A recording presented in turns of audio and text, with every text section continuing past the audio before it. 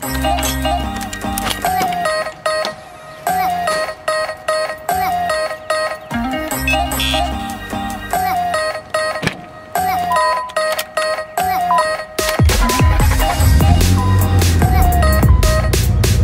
going on, boys? Today is another Z video.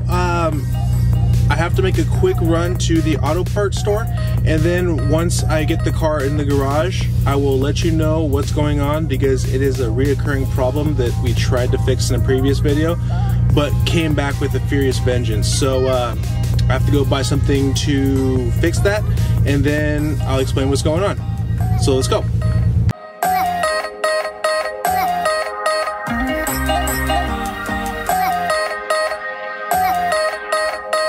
So what's been happening is, after we replaced that starter, it would work really well for the next day or so, and then all of a sudden that zinging came back more frequent than before. So for my reasoning is that all starters aren't made the same. This is not a Nissan starter, you know, this is just a one that's supposed to imitate it, and even 1/1000th of an inch will cause that problem if it's not aligning properly. So, you know, it could be the teeth a little bit bigger, it could be something else. So what we're going to try doing is we're going to shim the starter.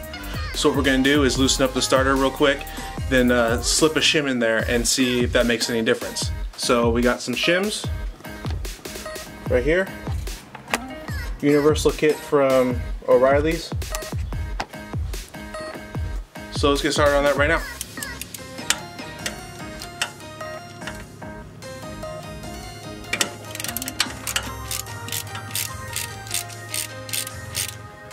So what we're doing right now is spinning the flywheel tooth by tooth, double checking, making sure that the flywheel isn't really the issue, because I don't believe this is also a stock flywheel. So the flywheel looked good. There were some burrs here and there on the teeth, but all the teeth are still there. The flywheel's really good. So now we put a shim in between the bell housing of the transmission and the starter. So now we're just going to tighten that down real quick. Rehook up the power, put the battery back in, and then crank it and see if it'll zing again. Hopefully not. But last time it worked a couple days and then decided to really misbehave. So it might take a couple days again for us to truly know. So I just started it 5 times. It did not even hesitate once. I didn't even hear a little hinting of a grinding noise when the pinion would hit the flywheel, so that's always a good sign, but once again it might take a little while for it to start misbehaving, but hopefully just that one shim did the job. So now we're just gonna, there's nothing left to do but drop it. But one thing I do want to check is, recently in the morning, on coming from this side of the engine bay, I've heard almost like a vacuum leak, and I noticed that it isn't running in as much vacuum as it has previously.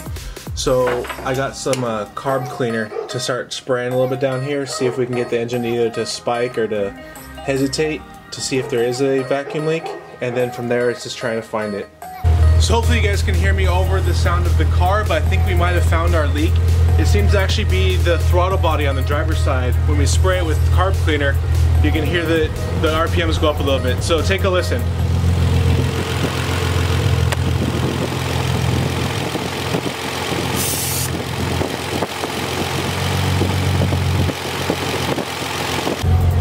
So now that we found that, what we're going to do is we're going to tighten up the bolts here. It might be a little loose.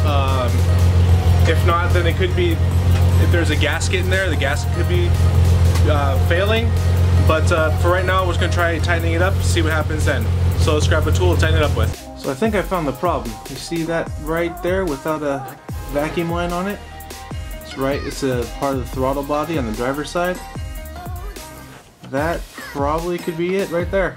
Only thing is I have no idea what it goes to or what it hooks up on. So that's what we're trying to figure out right now. So that little vacuum nipple thing that you see is actually was supposed to run from the throttle body to the EGR. Now the EGR has been deleted on this car, so there's no real need for it. So I just need to buy a little thing to just seal it off, and then everything will be good.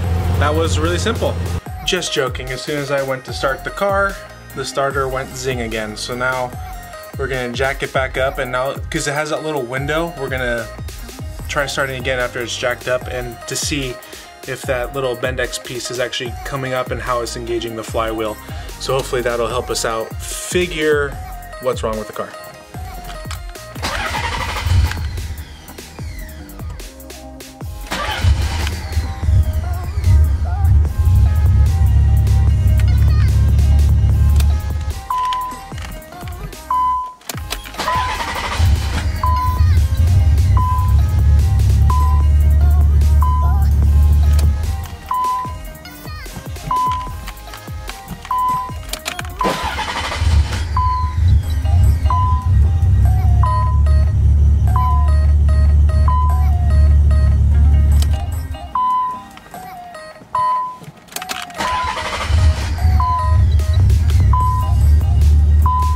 Okay, so we re-jacked it back up, took apart the starter again, put in a bigger shim this time, and it started up right away, and in fact it started better than it was previously. So now, let's see how long it lasts before it zings again.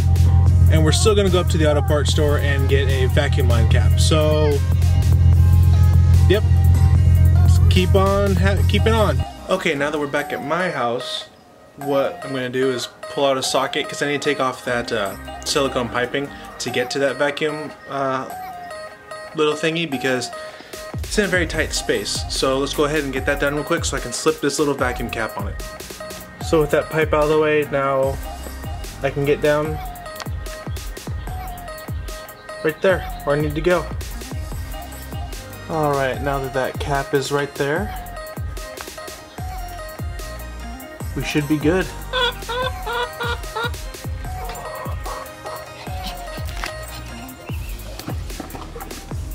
That's the chicken's way of saying peace out and together to the top, guys. Let's go.